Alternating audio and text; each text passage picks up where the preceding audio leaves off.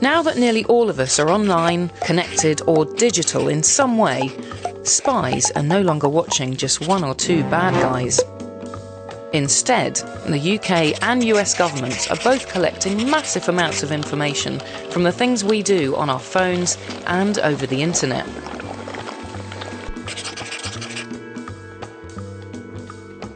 There are two main ways they get hold of this information.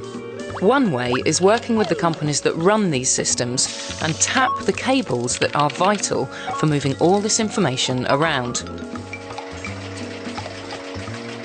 They can then sift through the huge amount of data they gather and all the messages that are there and store them in massive computer databases. Their other technique involves using their relationships with technology companies to get hold of things like emails, messages or other information straight from their US servers.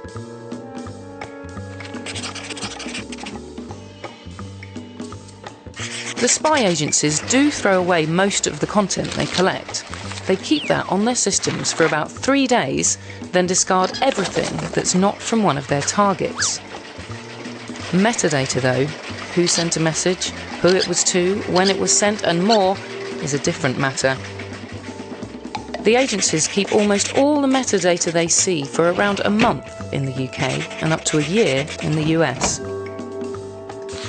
That lets them build up profiles of millions of people, who talks to who knows who, and where people are if need be. These revelations pose many questions. What is the balance between our right to privacy and the authorities' duty to protect us? Governments in America and the UK argue that these surveillance programs help keep us safe from terrorism. But what happens if you're wrongly accused? And should we just accept that the internet is now a different place, run by businesses and governments who can monitor it how they like?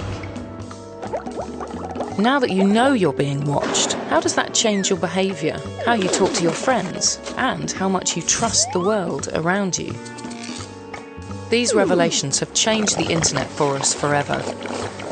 Does privacy have a future online at all?